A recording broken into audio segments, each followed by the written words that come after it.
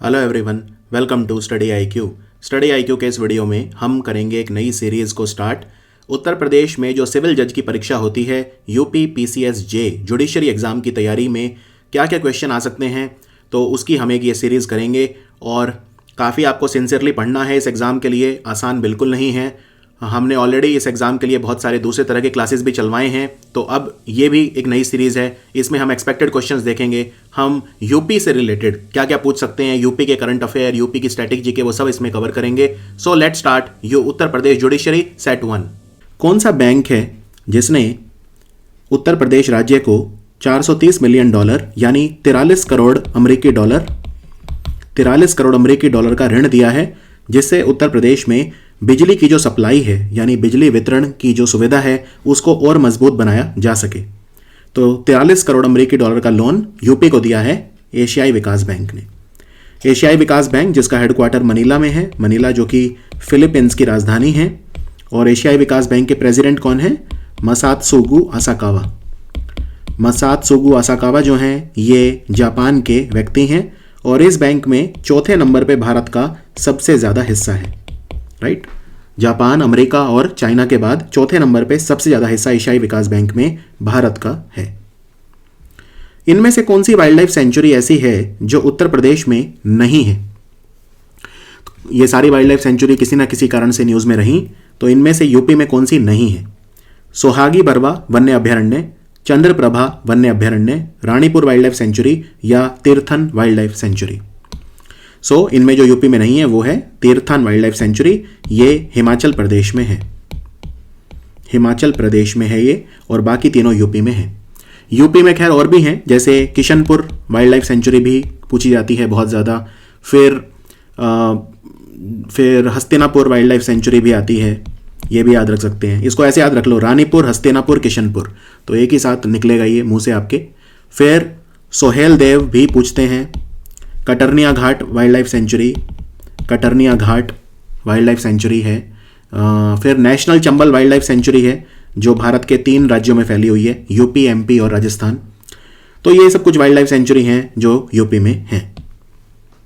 उत्तर प्रदेश में इनमें से कौन सी जगह है जहां पे एक अंतर्राष्ट्रीय पक्षी महोत्सव का आयोजन किया जाएगा 2021 से, जिसे बायो टूरिज्म को बढ़ाया जा सके, जैविक पर्यटन जो होता है उसे बढ़ाया जा सके, इसीलिए इंटरनेशनल बर्ड फेस्टिवल होगा। इनमें से किस जगह पे? ये शुरू होगा 2021 में। पीलीभीत टाइगर रिजर्व, रामगढ़ ताल झील, सरसाई नवार झील या दुधवा नेशनल पार्क। सो ये इंटरनेशनल बर्ड फेस्टिवल होगा रामगढ़ ताल झील में, और ये झील जो है ये गोरखपुर में है। पीलीभीत टाइगर रिजर्व जो है, Pilibhit tiger, actually 3 tiger reserve हैं यूपी में, एक तो पीलीभीत, एक दुधवा टाइगर रिजर्व और तीसरा है अमानगढ़ टाइगर रिजर्व। ये जो अमानगढ़ टाइगर रिजर्व है ये जिम कॉर्बेट का ही एक्सटेंशन है। जिम कॉर्बेट उत्तराखंड में है, तो जिम कॉर्बेट का वो हिस्सा जो यूपी में आता है उसे अमानगढ़ टाइगर रिजर्व बोलते हैं। उत्तर प्रदेश में कौन सा ऐसा मंदिर है जहां पे फूलों से उनका रिसाइकल करके, फूलों का जो भगवान के ऊपर फूल चढ़ाते हैं, पुष्प चढ़ाते हैं, उनका पुनर्चक्रण करके एक अगरबत्ती बनाई गई है, रिसाइकल्ड अगरबत्ती, जिसका नाम है आशीर्वाद, और इसे कमर्शियली बेचा जा रहा है आशीर्वाद के नाम से। ये महिलाएं बनाती हैं इसको, इससे महिलाओं में रोजगार का सृजन भी होता है। सो आशीर्वाद के नाम से अगरबत्ती बेच रहा है कौन सा मंदिर? विंध्यवासिनी मंदिर, काशी विश्वनाथ, गोरखपुर या राम जन्मभूमि। सो आंसर है इसका गोरखनाथ मंदिर, जो गोरखपुर में है, गोरखनाथ मंदिर। ये आशीर्वाद के नाम से, ये ब्रांड का नाम है आशीर्वाद, और रिसाइकल्ड अगरबत्ती बेची जा रही है। कौन सी फेमस पर्सनैलिटी है जो उत्तर प्रदेश की झांकी में दिखाई गई रिपब्लिक डे परेड 2021? और आपको बता दूं, उत्तर प्रदेश की जो झांकी है वो नंबर 1 पे रही। विभिन्न राज्यों में और यूनियन टेरिटरी में नंबर 1 पे यूपी की रही, दूसरे नंबर पे रही त्रिपुरा की, और तीसरे नंबर पे रही उत्तराखंड की। वहीं अगर मैं सरकारी मंत्रालयों की बात करूं, सरकारी डिपार्टमेंट यानी विभागों की बात करूं, या हमारे अर्धसैनिक बलों की बात करूं, तो नंबर 1 पे किसकी रही? डिपार्टमेंट ऑफ बायोटेक्नोलॉजी की झांकी नंबर 1 रही, मंत्रालयों में, सरकारी विभागों में और अर्धसैनिक बलों में। और इसमें यह भी याद रखिए, सीआरपीएफ ने अपनी झांकी पहली बार निकाली थी, केंद्रीय रिजर्व पुलिस बल, और लद्दाख ने भी अपनी झांकी पहली बार निकाली थी। सो उत्तर प्रदेश की झांकी में कौन सा महान हमारे संत हैं जिनको दिखाया गया, या भगवान हैं, भगवान शिव, भगवान कृष्ण, महर्षि वाल्मीकि या तुलसीदास। सो इसमें महर्षि वाल्मीकि को दिखाया गया। मैं आपको झांकी दिखाता हूँ, ये झांकी है, इसमें महर्षि वाल्मीकि हैं, ये रामायण लिख रहे हैं यहाँ पे। और पीछे ये जो मंदिर है ये आप देख के समझ गए होंगे, ये है अयोध्या राम जन्मभूमि मंदिर, जो कि अब बनना शुरू हो गया है। और बेस्ट झांकी का अवार्ड मिला है इस झांकी को इस बार गणतंत्र दिवस में। यूपी में एक रेलवे स्टेशन है जिसका नाम है डांडूपुर। तो डांडूपुर रेलवे स्टेशन कहाँ है जानते हैं आप? ये रानीगंज तहसील में आता है, रानीगंज तहसील में आता है, प्रतापगढ़ डिस्ट्रिक्ट में। तो डांडूपुर रेलवे स्टेशन जो है ये प्रतापगढ़ और बादशाहपुर के बीच में आता है, लखनऊ से वाराणसी वाले रूट पर। इसका नाम किस माता के नाम पे अब रखा जाएगा? माँ विंध्यावासिनी, माँ दुर्गा शक्ति, माँ ज्वाला शक्ति या माँ बड़ाही देवी धाम? तो इसका नाम रखा जाएगा माँ बड़ाही देवी धाम के नाम पे। डांडूपुर रेलवे स्टेशन जो रानीगंज तहसील प्रतापगढ़ में आता है। और ये जो माँ बड़ाही देवी धाम है ये परशुरामपुर गांव है एक, जिसका नाम है परशुरामपुर। तो परशुरामपुर गांव ये 6 किलोमीटर दूर है डांडूपुर रेलवे स्टेशन से, वहाँ पे ये गांव है, वहाँ पे ये मंदिर है। तो कई समय से भक्तों की मांग थी ऐसी, वहाँ के जो नागरिक हैं उनकी मांग थी कि ये हो जाए, और फाइनली ये नामकरण हो गया है। इससे पहले मुगल सराय रेलवे स्टेशन का नाम भी चेंज हुआ था, आप जानते हैं, पंडित दीनदयाल उपाध्याय के नाम पे, दीनदयाल उपाध्याय जंक्शन, उसका नाम मुगल सराय का हुआ था। और भी कुछ नामकरण है, जैसे अयोध्या का नाम फैज़ाबाद जो पुराना था उसका नाम अयोध्या डिस्ट्रिक्ट हो गया था, या फिर इलाहाबाद का प्रयागराज दोबारा हो गया था। तो ये सब कुछ परिवर्तन जरूर हुए थे। उत्तर प्रदेश का सबसे बड़ा लिक्विड ऑक्सीजन, लिक्विड नाइट्रोजन और लिक्विड आर्गन बनाने वाला प्लांट लगा है। कहाँ पे लगा है ये? इसकी कैपेसिटी है 150 टन पर डे, यानी लिक्विड गैस बना पाएगा ये प्लांट। और ये कौन सी कंपनी ने लगाया है? ये लगाया है आइनॉक्स ने, आइनॉक्स एयर प्रोडक्ट्स। तो लिक्विड ऑक्सीजन और ये सारी जो गैसें हैं इनकी ज़रूरत हॉस्पिटल में पड़ती है, खासतौर पे बच्चों को दी जाती है ऑक्सीजन, तो उसमें ये काम आएगा। उत्तर प्रदेश का सबसे बड़ा ऑक्सीजन प्लांट लगा है ये 150 टन कैपेसिटी का, और ये लगा है मोदी नगर में। मोदी नगर कहाँ है? मोदी नगर है गाजियाबाद में। सो आंसर है गाजियाबाद। इसको आइनॉक्स एयर प्रोडक्ट कंपनी ने लगाया है। उत्तर प्रदेश की सरकार ने 2 महीने तक चलने वाला एक अभियान चलाया, जिसका पर्पज़ ये था कि खास तौर पे जो गांव वाले इलाके हैं, रूरल उत्तर प्रदेश है, वहां पे जो प्रॉपर्टी रिलेटेड डिस्प्यूट होते हैं, प्रॉपर्टी से रिलेटेड जो कानूनी मामले होते हैं, उनको कोर्ट के बाहर ही सुलझा दिया जाए। तो इस कैंपेन का, इस अभियान का नाम क्या है? मी भूमि, भूदार, विरासत या संपदा? सो उत्तर प्रदेश सरकार ने जो कैंपेन चलाया है उसका नाम रखा है विरासत कैंपेन। इसमें जो जमीनी मुकदमे हैं वो कोर्ट के बाहर ही सुलझा लिए जाएंगे गांव में। उत्तर प्रदेश के कौन से डिस्ट्रिक्ट में भारत की सबसे बड़ी फिल्म सिटी बनेगी? जैसे आपने रामोजी फिल्म सिटी सुनी होगी हैदराबाद में जो है, या मुंबई में जो है आरके स्टूडियो वगैरह। तो सबसे बड़ी फिल्म सिटी जो बनेगी वो बनेगी गौतम बुद्ध नगर में। अभी इस पे काम शुरू नहीं हुआ है, लेकिन 1000 एकड़ लगभग ज़मीन का एक्विजिशन स्टार्ट हो गया है, तो गौतम बुद्ध नगर में बनेगी। गौतम बुद्ध नगर बोलते हैं नोएडा और ग्रेटर नोएडा को मिलाकर, तो कोई कंफ्यूजन नहीं होनी चाहिए। नोएडा और ग्रेटर नोएडा को मिला के गौतम बुद्ध नगर कहा जाता है। और गौतम बुद्ध नगर में ही जेवर नाम का एयरपोर्ट बन रहा है, ये ग्रीनफील्ड एयरपोर्ट बनेगा जेवर में, तो ये भी आपको ध्यान रखना है। और जेवर एयरपोर्ट को बना कौन सी कंपनी रही है, क्या आप जानते हैं? तो जेवर एयरपोर्ट को बना रही है स्विट्जरलैंड की ज़ुरिक एयरपोर्ट। ज़ुरिक एयरपोर्ट कंपनी है ZURICH, ज़ुरिक एयरपोर्ट स्विट्जरलैंड की, वो बना रही है जेवर एयरपोर्ट को। उत्तर प्रदेश के कौन से जिले में या शहर में पेप्सिको कंपनी अपना पोटैटो चिप प्लांट लगा रही है, यानी आलू के चिप्स बनाने का प्लांट लगा रही है? इसमें वो 814 करोड़ रुपए की इन्वेस्टमेंट करेगी। यूपी के कौन से डिस्ट्रिक्ट में ये लगेगा? सो ये लगेगा कोसी में। और कोसी कहाँ पे आता है? कोसी आता है मथुरा डिस्ट्रिक्ट। सो आंसर है मथुरा। मथुरा में पेप्सिको जो है अपना ये प्लांट लगाएगी। विंध्यावासिनी टेम्पल कॉरिडोर बन रहा है यूपी में, ये कौन से डिस्ट्रिक्ट में बन रहा है? विंध्यावासिनी माता का मंदिर है बहुत फेमस, और उसी के आसपास एक कॉरिडोर बनाया जाएगा जिससे जो रास्ता है मंदिर तक पहुंचने का वो सुगम हो जाए, आसान हो जाए। ये मिर्ज़ापुर में बनेगा। मिर्ज़ापुर में बनेगा, यानी हम साउथ ईस्ट यूपी की बात कर रहे हैं। और ये उत्तर प्रदेश का दूसरा टेम्पल कॉरिडोर होगा। उत्तर प्रदेश का सबसे पहला जो टेम्पल कॉरिडोर है वो है काशी विश्वनाथ कॉरिडोर वाराणसी, और दूसरा है विंध्यावासिनी कॉरिडोर मिर्जापुर। इनमें से कौन सी वाइल्ड लाइफ सेंचुरी है उत्तर प्रदेश में जो 146 नेशनल पार्क और वाइल्ड लाइफ सेंचुरी का सर्वे हुआ हमारे पर्यावरण मंत्रालय के द्वारा, मैनेजमेंट इफेक्टिवनेस इवैल्यूएशन सर्वे, उसमें भारत की सबसे खराब वाइल्ड लाइफ सेंचुरी डिक्लेयर करी गई है। पूरे भारत की सबसे खराब वाइल्ड लाइफ सेंचुरी यूपी में है, ये पर्यावरण मंत्रालय ने कहा है। ये कौन सी है? Chandrashekhar Azad bird sanctuary, Lakh Bahosi sanctuary, turtle wild life sanctuary या ओखला बर्ड सेंचुरी। सो पूरे भारत में जो सबसे खराब परफॉर्मेंस रहा प्रबंधन में वो रहा टर्टल वाइल्ड लाइफ सेंचुरी का। ये वाराणसी में है और ऐसी भी बातें हो रही हैं कि अब इस वाइल्ड लाइफ सेंचुरी को डी नोटिफाई कर दिया जाएगा, यानी अब इसको खत्म ही कर दिया जाएगा। उत्तर प्रदेश की जो सरकार है वो भारत का पहला लेदर पार्क बना रही है, चमड़ा पार्क। ये कहां पे बनेगा? सो चमड़ा कहां का मशहूर है यूपी में?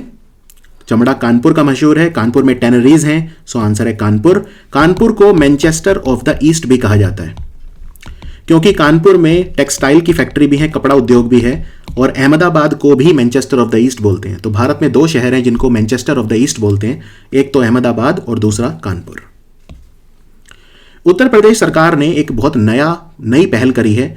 अगर महिलाओं के साथ कोई यौन अपराध करेगा, महिलाओं को हैरेस करेगा, उत्पीड़न करेगा किसी भी तरह का, तो उनकी फोटो चौराहे पे लगा दी जाएगी उनको शर्मिंदा करने के लिए। इस ऑपरेशन का नाम क्या है? Operation clean up, operation zero crime, operation दुराचारी या ऑपरेशन सावित्री? सो इसका नाम है ऑपरेशन दुराचारी। ये यूपी की सरकार ने शुरू करा है। महिलाओं के साथ जो भी बुरा व्यवहार करेगा उसके फोटो अब रोड क्रॉसिंग वगैरह पे लगा दिए जाएंगे। भारत और ब्रिटेन के बीच में युद्धाभ्यास हुआ इंद्रधनुष। ये हवाई युद्धाभ्यास है, ये हिंडन एयरफोर्स स्टेशन पे हुआ। तो हिंडन एयरफोर्स यूपी में कहां है? और ये 5वीं बार हुआ भारत और ब्रिटेन के बीच में। और 2 युद्धाभ्यास और होते हैं भारत और ब्रिटेन के बीच में। एक का नाम है अजय वॉरियर और दूसरे का नाम है कोंकण। अजय वॉरियर जमीन पे होता है, कोंकण पानी में होता है और इंद्रधनुष युद्धाभ्यास हवा में होता है। सो हिंडन एयरबेस है गाजियाबाद। सो आंसर है गाजियाबाद।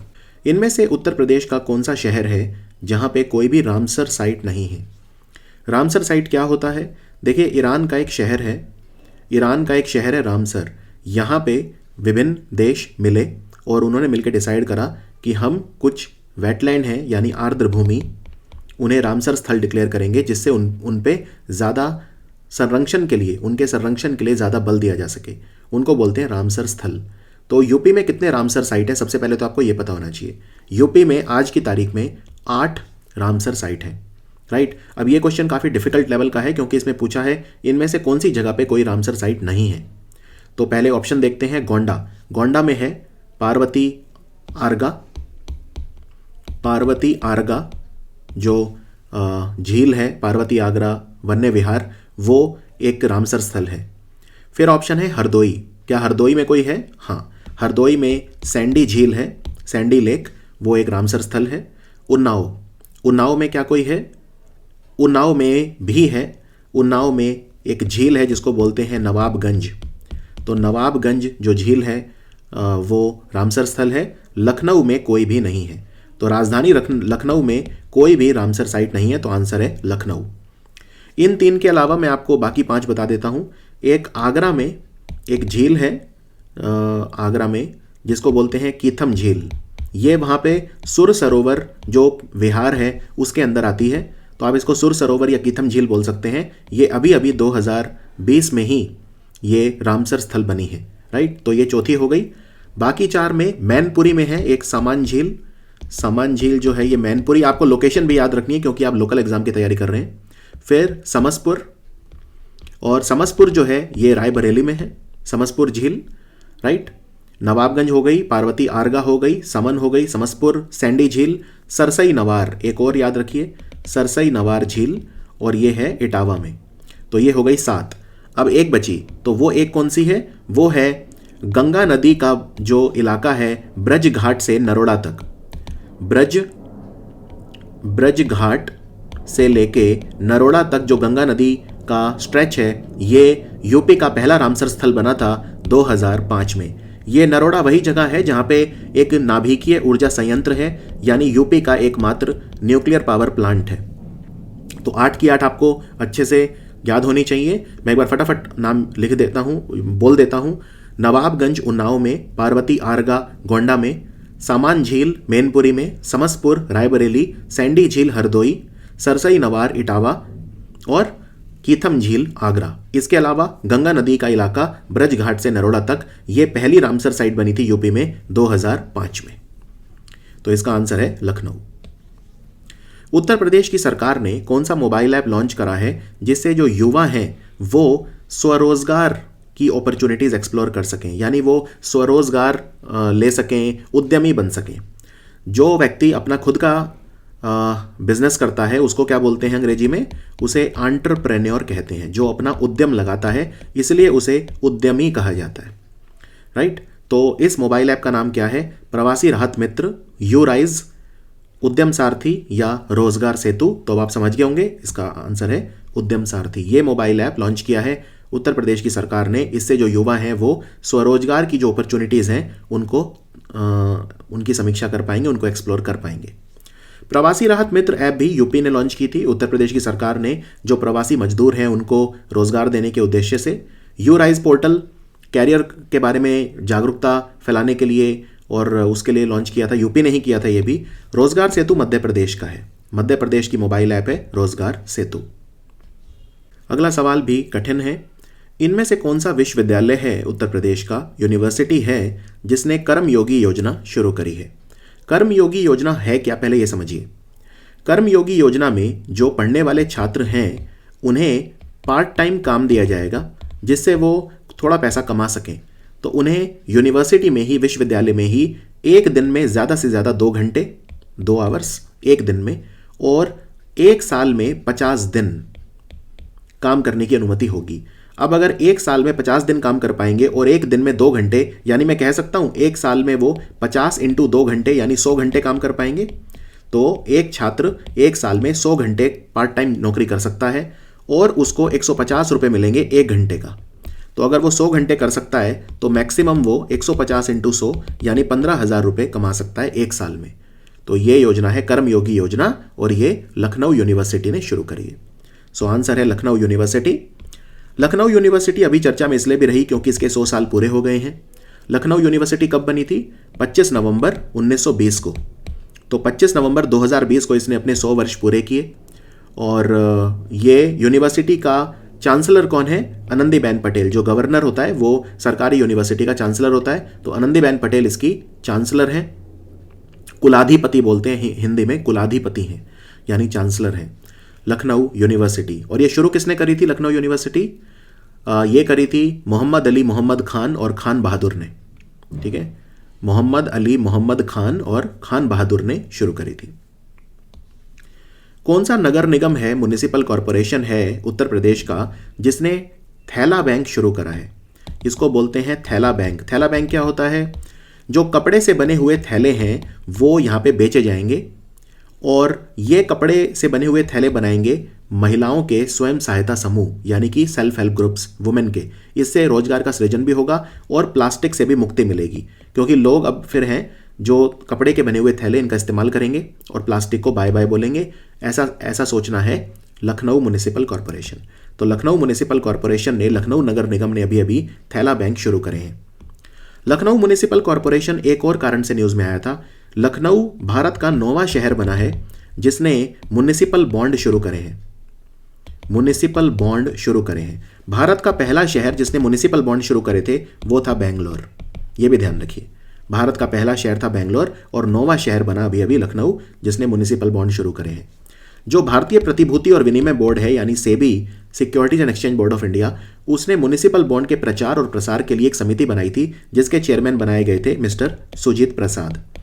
तो यह भी ध्यान रखिए कि भारत में म्युनिसिपल बॉन्ड को बढ़ाने के लिए, उनका विस्तार करने के लिए एक समिति बनी थी, उसके चेयरमैन थे सुजीत प्रसाद। अभी 24वां अध्याय आयोजित किया गया हुनर हाट का। यह उत्तर प्रदेश में कहाँ किया गया? हुनर हाट। तो हुनर हाट का आयोजन किया गया राजधानी लखनऊ में। और हुनर हाट अल्पसंख्यक मामलों का जो मंत्रालय है वो आयोजित करता है।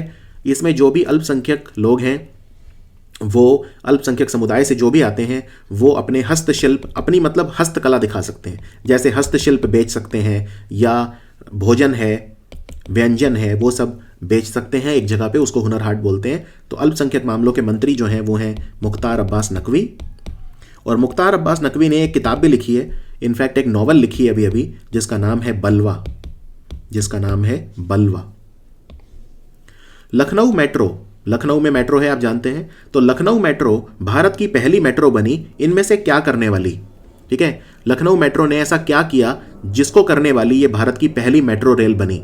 लखनऊ मेट्रो ने विस्टाडोम कोच लगाए हैं, special vistadome coach. Lucknow metro khadi से बनी हुई बेडशीट का इस्तेमाल कर रही है।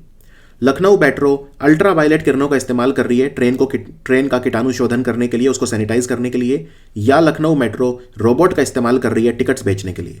इनमें से क्या काम कर रहा है लखनऊ मेट्रो ने, और ऐसा करने वाली वो पहली मेट्रो है? तो याद रखिए ये है अल्ट्रा वायलेट किरणों का इस्तेमाल करना ट्रेन कोचेस को सैनिटाइज करने के लिए। इनमें से कौन सा anti land mafia software Uttar Pradesh ने अभी अभी लॉन्च करा है?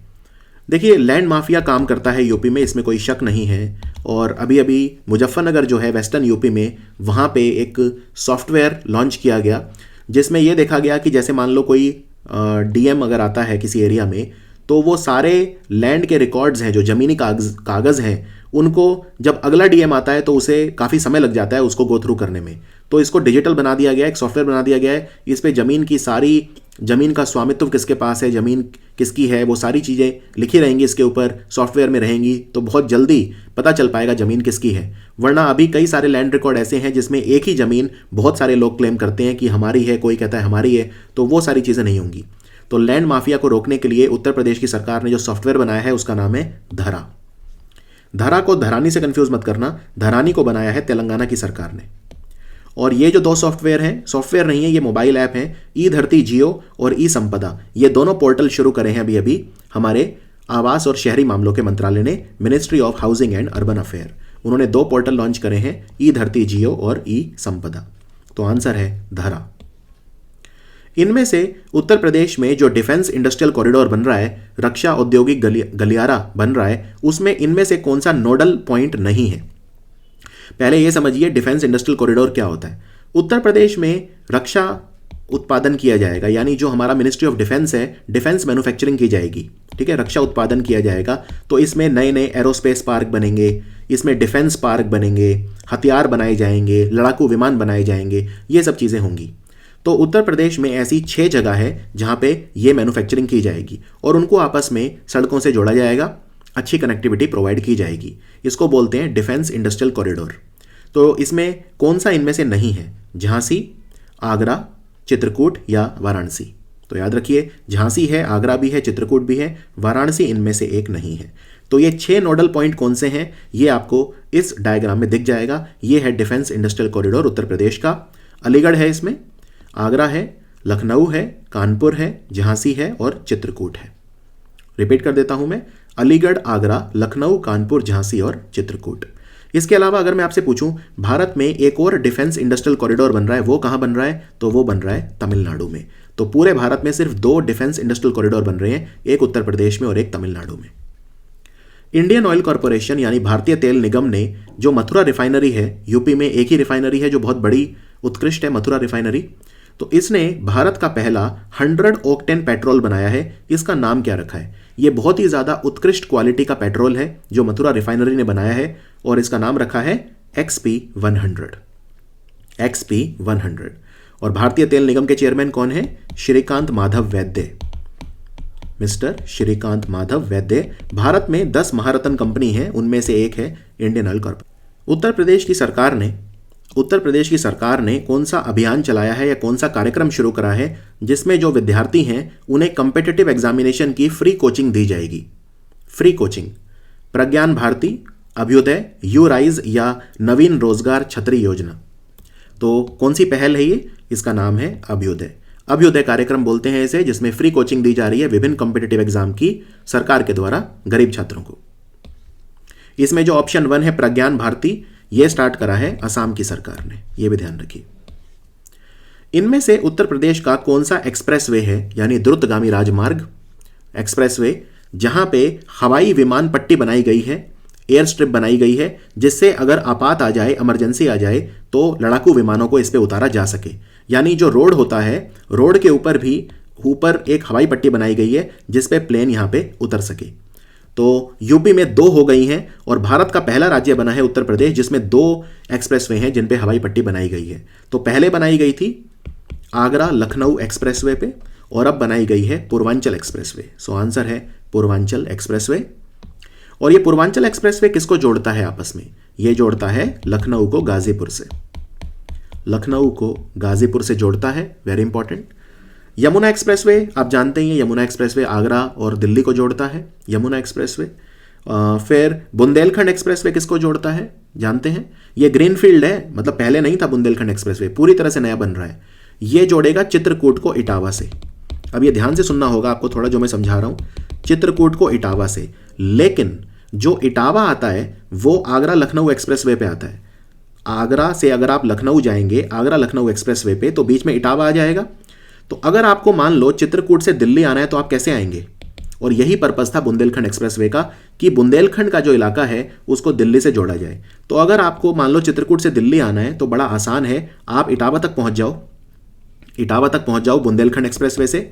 फिर इटावा से आप पकड़ लो आगरा लखनऊ एक्सप्रेसवे और आगरा लखनऊ एक्सप्रेसवे से आप आगरा आ जाओ और आगरा से दिल्ली फिर यमुना एक्सप्रेसवे पकड़ के आ जाओ, राइट। तो पूरा बुंदेलखंड का जो इलाका है वो दिल्ली से जोड़ दिया गया है बुंदेलखंड एक्सप्रेसवे के द्वारा।